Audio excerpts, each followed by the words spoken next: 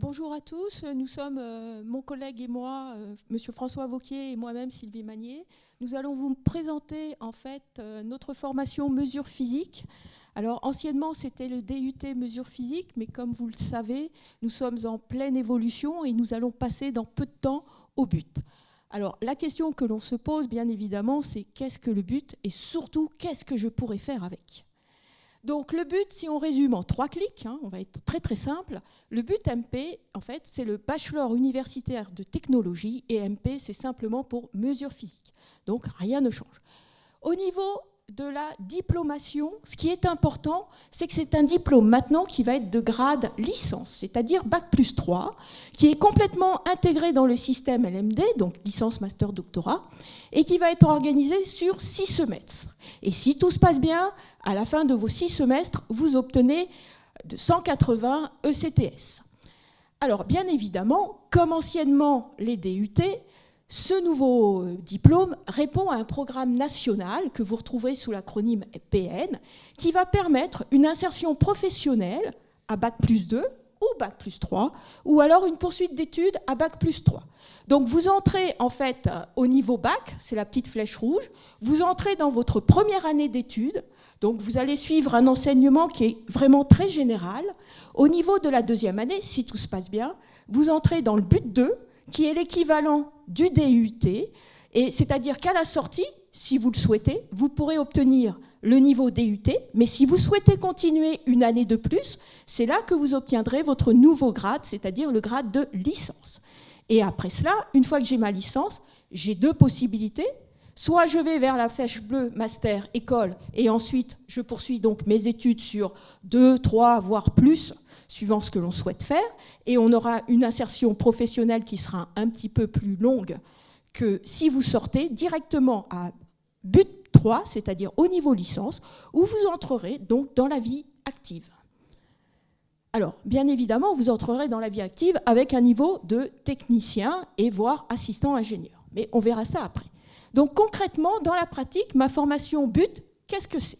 C'est une formation qui est construite sur 6 semestres. Et contrairement à ce que nous avions l'habitude de faire, ce nouveau programme, cette nouvelle formation, elle va être construite par blocs de compétences et de connaissances. C'est-à-dire que chaque année, vous allez acquérir des compétences, monter en compétences, et vous allez aussi, bien évidemment, des compétences sur des connaissances que vous n'avez pas forcément. Donc, le but 1, c'est les semestres 1 et 2 dans la nomenclature actuelle, et l'ouverture est prévue à la rentrée 2021-2022. Donc, vous êtes directement concernés. La spécificité de cette année, c'est une année, je dirais, de tronc commun, qui va être basée, comme pour tout cursus universitaire, si vous voulez, sur des cours magistraux, des travaux dirigés et des travaux pratiques. La caractéristique de mesure physique, c'est que nous travaillons avec une petite promotion. Quand je dis petite, c'est légèrement inférieur à 100 étudiants. Ensuite, les travaux dirigés sont faits par des petits groupes qui sont constitués en général de 24 étudiants. Et quand on fait des activités expérimentales, on passe encore à demi-groupe de travaux dirigés, c'est-à-dire on est aux environs de 12-13 étudiants par demi-groupe. La deuxième année, le but 2, correspond au semestre 3 et 4. L'ouverture est programmée normalement pour septembre 2022. La spécificité, c'est là où va entrer la spécialisation que vous allez acquérir au niveau de mesure physique, c'est-à-dire anciennement, vous choisirez soit une option qui concerne plus la physique, les matériaux, ou si vous aimez l'électronique, vous irez vers les techniques d'instrumentation. Et la grande nouveauté du but, c'est que nous allons proposer un 3e parcours qui est lié à la mesure et l'analyse environnementale, qui est plus sur le développement et l'utilisation de la mesure de la métrologie. Au niveau de cette année, à partir du but 2, eh bien, des stages vont apparaître. Tout d'abord, en but 2, on va avoir un stage de 11 semaines et quand on arrivera au but 3, c'est-à-dire l'année finale, ce stage sera davantage conséquent, c'est-à-dire il couvrira 15 semaines. Donc, au niveau du DUT, vous aurez une expérience professionnelle qui sera au total de 26 semaines réparties sur la 2e et la 3e année. On verra où est-ce qu'on peut faire les stages un petit peu ultérieurement. Donc le but 3, c'est la dernière année, c'est les semestres 5 et 6, ouverture une année de plus, c'est-à-dire en septembre 2023, et c'est la continuité de la deuxième année. Alors bien évidemment, c'est si vous souhaitez ne pas sortir au niveau DUT. Alors concrètement, ma première année, si je reprends mon organigramme, donc c'est une année de tronc commun. Alors qu'est-ce qu'on appelle tronc commun? C'est-à-dire que vous, en tant que futur bachelier, vous allez arriver avec un certain socle de connaissances et nous allons vous fournir les connaissances qui sont nécessaires à l'entrée de l'enseignement pour devenir un technicien du supérieur. C'est-à-dire on va renforcer vos connaissances que vous avez ou alors les développer, je ne sais pas. Donc il y a un renforcement dans les fondamentaux scientifiques. Donc vous allez voir de la mécanique, de la thermodynamique, de la chimie, des matériaux, de l'électricité. À côté de cela, on revoit aussi certaines notions de mathématiques. On continue à pratiquer de l'anglais. Vous pourrez, au cours de vos 3 années, passer la certification TOEIC en anglais. Et puis, vous avez quelque chose d'extrêmement important, c'est-à-dire l'expression et communication qui vous serviront pour vous présenter, vous préparer à vos futurs entretiens professionnels et donc acquérir une certaine aisance dans votre communication. Alors, vous avez aussi une troisième partie qui est vraiment davantage nouvelle pour vous. C'est ce qu'on appelle donc la métrologie, les capteurs et puis toute l'informatique qui va à côté de l'utilisation des outils de la mesure. La répartition horaire qui est sur le petit rond, donc en rouge, vous avez à peu près, donc ça c'est la situation actuelle, mais ça risque de ne pas bouger. Vous avez 16% sur l'outil de la mesure, 29% sur tout ce qui est mathématiques, communication, anglais, la chimie et les matériaux, 20%, la physique, 26%, et puis l'électricité et l'électronique, environ 10%, mais ce sont des notions qui seront fondamentales pour la suite. Les caractéristiques de cette première année, donc vous avez sur le camembert, vous voyez qu'en bleu clair, vous avez tout ce qui est la partie travaux dirigés, donc en petits groupes de 24, et vous voyez quand même une partie assez conséquente de travaux pratiques en bleu foncé. L'aspect expérimental, en fait, c'est ce qui fait la force de notre formation professionnalisante. Donc vous partez avec une promotion de 100 étudiants. En général, on travaille en première année avec 4 groupes d'une vingtaine d'étudiants. Et puis ensuite, nous avons 6 groupes de TP de 12 étudiants. Alors comment ça va se passer concrètement sur le terrain? Eh bien, vous allez avoir un contrôle continu. Et ce contrôle continu, il est basé sur des évaluations orales et écrites ou orales uniquement, ça dépend des matières. Et donc, vous avez des comptes rendus à rendre en TP. Vous pouvez avoir aussi un contrôle pour voir si vous savez bien maniper. Et puis, vous avez des oraux en anglais, en expression. Et bien sûr, vous aurez aussi la nouveauté, puisqu'on travaille par bloc de compétences, vous aurez aussi une évaluation sur les compétences qui sont visées. Alors, les compétences, on verra tout à l'heure, elles sont au nombre de 5, mais le niveau à acquérir, tout doucement, c'est est-ce qu'on est débutant, est-ce qu'on devient, est-ce qu'on maîtrise ou est-ce qu'on devient expert? C'est ça les niveaux qui vont être visés. Vous avez à côté de vous, ce qu'il faut bien avoir en tête, c'est que vous n'êtes pas tout seul. Vous avez des dispositifs d'aide à la réussite qui seront mis à votre disposition. Alors, vous aurez du tutorat, d'une part, réalisé par des étudiants de 2e année. Donc, ils seront là pour vous accompagner, répondre à vos questions, surtout répondre aux questions que vous n'osez pas poser aux enseignants. On va vous apprendre aussi la méthodologie du travail universitaire, comment bien se préparer, comment bien réviser, ne pas se faire avoir par le temps qui passe, etc. Et puis, vous avez aussi un suivi individuel, c'est-à-dire que nous avons mis des référents enseignants pour chaque étudiant.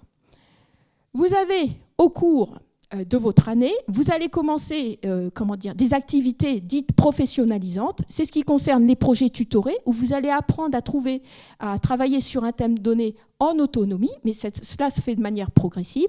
Et vous avez des projets professionnels et personnels encadrés afin de vous aider en fait à trouver ce que vous voulez faire plus tard. Tout ça dans le domaine de la mesure physique. Et puis, à votre écoute et nous sommes là pour vous aider à réaliser votre rêve. On a une équipe pédagogique qui est constituée de 30 enseignants permanents. Alors, les enseignants permanents, ce sont les enseignants que l'on trouve à l'université, c'est-à-dire vous avez des enseignants-chercheurs, des enseignants du second degré, des docteurs assistants, des ATER, et puis vous avez surtout, ce qui est aussi important, vous avez une implication assez importante de personnel extérieur qui sont professionnels, que ce soit au niveau informatique, de la mesure, de l'optique, qui peuvent être des chercheurs ou qui peuvent être des gens qui travaillent dans le privé. Et à côté de ça, nous avons aussi un staff technique de 5 techniciens qui vont vous aider à préparer vos TP, et puis un secrétariat pédagogique constitué de 2 secrétaires à votre écoute quand tout va mal. Alors, à titre d'illustration, voici un peu ce qui se passe dans nos locaux. Donc, vous avez donc les amphis, où vous allez être à peu près 20% du temps, je dirais. Donc là, c'était à une époque où on n'avait pas de masque et il n'y avait pas trop de distanciation. Ensuite, vous avez des travaux dirigés en petite classe qui accueillent 32 élèves ou 28. Nos amphis, on a la capacité, ça oscille entre 96 étudiants et 180 étudiants. Et puis ensuite, en dessous, vous avez une image illustrant des TP de chimie et puis à côté, des TP de physique. Alors, une fois qu'on a passé le cap de la première année, eh bien, on entre un peu dans la spécialisation et on aura à choisir entre 3 parcours qui vont être proposés. Alors, le premier parcours, c'est déjà, les 2 premiers en fait sont des parcours qui existent déjà au sein du DUT. Donc, c'est le matériaux et contrôle physico-chimique qu'on appelle dans notre jargon MCPC. Vous avez les techniques d'instrumentation TI. Et puis, le nouveau parcours, c'est mesure et analyse environnementale, dont l'acronyme est MAE. Alors, si on aime bien la chimie, les matériaux, on ira préférentiellement par MCPC. Si on aime bien l'électronique ou l'informatique, faire du bidouillage, faire des petites manips, les techniques d'instrumentation nous conviendront. Et puis, si on aime bien la métrologie, faire des mesures, analyser, etc., eh bien, le parcours MAE pourra tout à fait vous convenir. Alors, bien évidemment, pour le moment, on verra, ces parcours sont susceptibles d'être ouverts, mais tout dépendra des effectifs que nous aurons le moment voulu.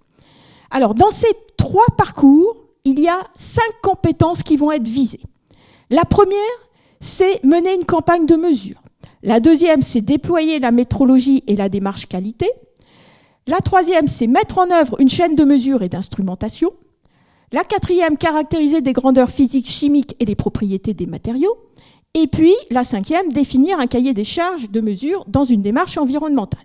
Vous pouvez me dire que c'est extrêmement ciblé, métrologie, etc. Mais en fait, pas du tout, parce que toutes ces compétences, vous les retrouvez dans toutes les matières, surtout quand vous allez travailler dans les matériaux, dans la chromatographie, dans l'informatique, etc. Par contre, dans chaque parcours, il y a ces 5 compétences, mais les niveaux visés seront différents. Par exemple, si vous avez la dernière compétence, définir un cahier des charges de mesure dans une démarche environnementale, à la fin de votre but, dans le parcours MAE, on vous demandera d'atteindre un niveau expert. Par contre, s'il s'agit de caractériser des grandeurs physiques, chimiques et les propriétés des matériaux, on vous demandera un niveau avancé dans le parcours MAE, mais on demandera au niveau MCPC un niveau expert, et puis au niveau TI, ça dépendra ce que l'on cherche en structure fine, c'est-à-dire ça sera un niveau 1 ou un niveau 2. Voilà. Alors, ce que nous avons fait aussi depuis 2017, si on parle du DUT, eh bien, nous avons ouvert notre formation de 2e année à l'apprentissage. Donc, en fait, nous allons continuer sur cette mouvance, c'est-à-dire qu'il y aura possibilité, si vous êtes intéressé, de suivre la formation à partir de la 2e année en alternance, soit par de l'apprentissage, soit par des contrats de professionnalisation. Sur ces 2e et 3e années, bien évidemment, il y a un événement majeur qui va intéresser beaucoup de monde, c'est le stage. Nous aurons donc 26 semaines de stage à répartir sur 2 ans. 11 en 2e année, 15 en 3e année. Ces stages, vous pourrez les faire en France, que ce soit en entreprise ou en laboratoire, ou alors à l'étranger. Si vous choisissez l'étranger, cela se fait préférentiellement dans le cadre des accords Erasmus, et nous avons des collaborations de longue date avec l'Espagne, l'Italie, la Grèce et l'Allemagne. Pour les stages en France, on a un réseau partenaire de plus de 50 entreprises. Donc ça va de la petite PME au grand groupe. Et puis vous avez aussi les laboratoires de recherche de l'Université de Lille qui vous accueilleront sans aucun problème. Alors pourquoi venir en MP? Eh bien, parce que nous sommes, même si c'est difficile, on ne sait pas ce que c'est, mesures physiques, etc., eh bien, on est quand même une formation qui est extrêmement attractive et on se tient aussi, comment dire, à la pointe de la technologie, c'est-à-dire que chaque année, on renouvelle nos appareillages, on investit en fait dans du matériel à hauteur de à peu près de 40 000 € par an. On a aussi un atelier d'innovation pédagogique qui inclut une imprimante 3D et puis aussi comment dire, une graveuse pour vous aider à réaliser des circuits intégrés. Par exemple, l'exemple le plus récent d'acquisition, ça a été en 2014 un spectromètre. Et puis là, cette année, nous avons obtenu un chromatographe en phase gazeuse, dont les prix, si je peux, à titre d'illustration, c'est du matériel qui vaut dans les 30 000 €. Donc ça vous permet de faire de la séparation analytique de molécules, ça vous permet de faire des dosages et puis aussi de la spectroscopie. Pour la physique, on a investi dans une machine de traction en 2015 pour vous permettre d'étudier tout ce qui est phénomène de contrainte. On a aussi un chromatographe haute performance pour faire des dosages et des séparations de molécules. Et le plus récent, c'est un microscope à balayage électronique où vous avez à droite des vues de cristaux de plâtre. Donc tout ça, c'est pour étudier la structure des différents matériaux. Au niveau des entreprises, on a des entreprises qui sont soit sur la région ou alors hors de la région. Donc ça va de la SNCF à Paris. On a eu aussi Air France à Roissy. On a Trescal dans la région. On a Vallourec.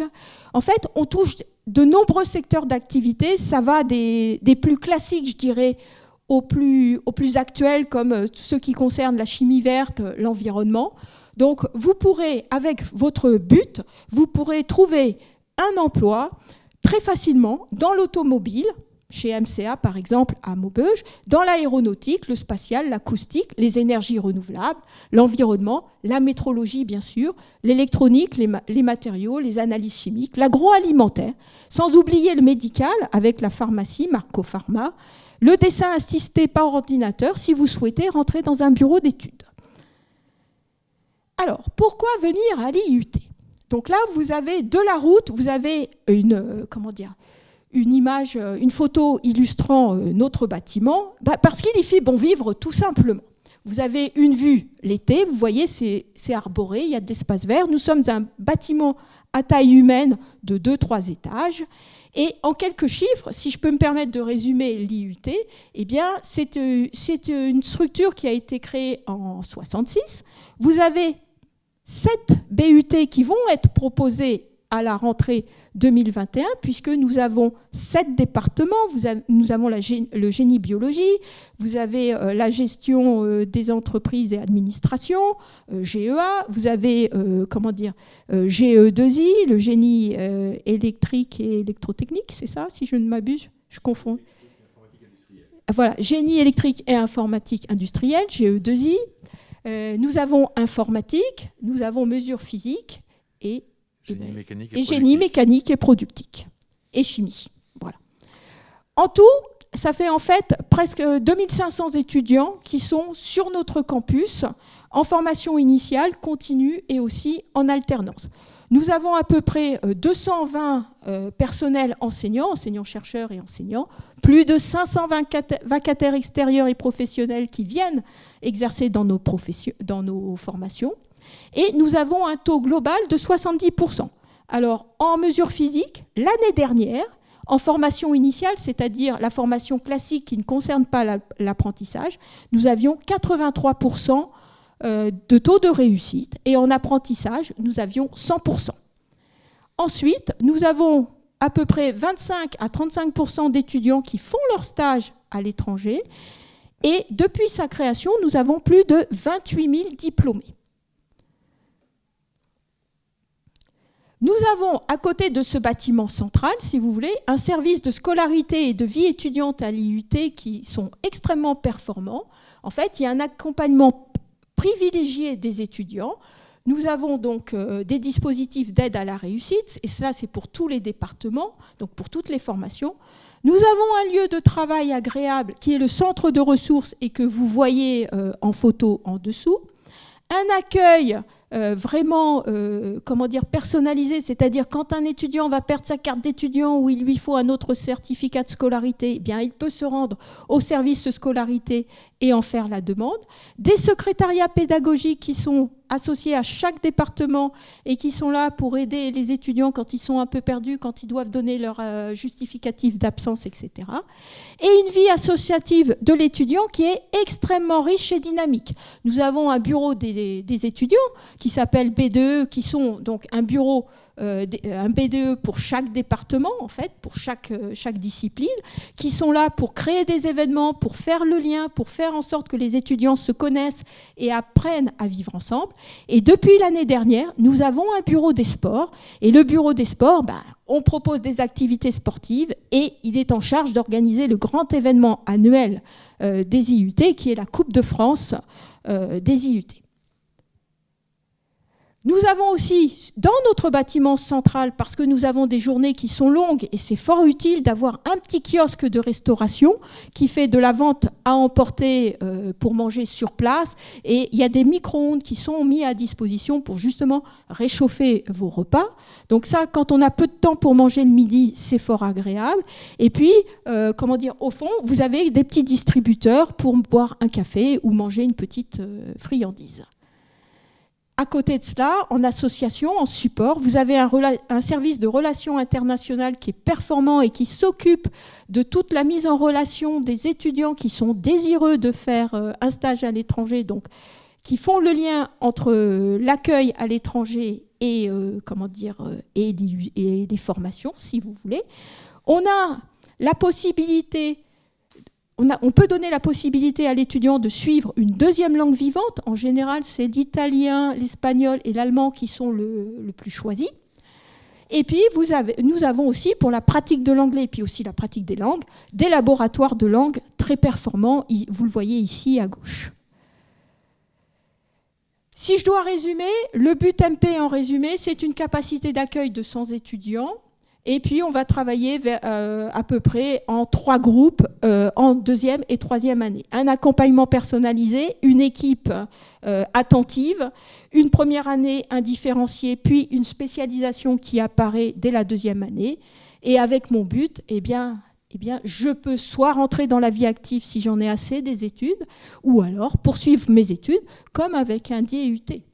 Donc là, vous avez un petit peu un récapitulatif général de ce que l'on peut faire, enfin des poursuites d'études qui sont observées par une enquête officielle en 2011. En fait, en 2011, nous avions 80% des étudiants qui poursuivaient leurs études. Alors, en général, bien évidemment, la majorité va en école d'ingénieur. Quelques-uns vont en licence professionnelle, et puis il y a toujours 1 ou 2 étudiants qui, au final, ils ont acquis une expérience professionnelle, enfin pratique, assez importante, et qui choisissent d'aller vers des choses plus fondamentales, qui vont se diriger vers un master et un DEA, et un doctorat.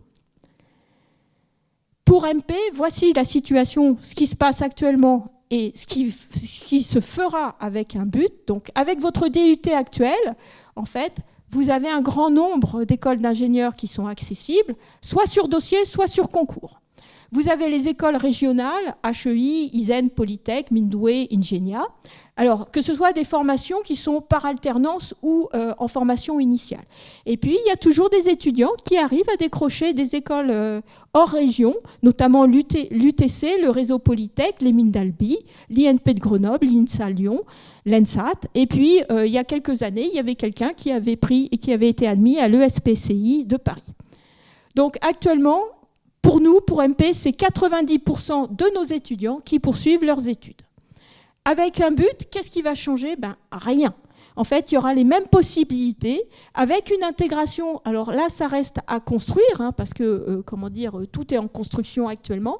Soit une intégration en première année ou 2e année de cycle ingénieur. Et ça sera en fonction des futurs accords qui seront établis avec les IUT et puis les écoles. La poursuite en master et la préparation d'un doctorat, ça sera toujours possible. Une entrée dans la vie professionnelle au niveau Bac+3, en tant qu'assistant ingénieur en mesure, qualification et certification. Vous pouvez être cadre technique dans des services d'analyse, d'essai, de contrôle et de maintenance. Vous pouvez être cadre technico-commercial ou alors être chargé de bureau d'études. Et donc, je viens de terminer, donc je vous remercie de votre attention.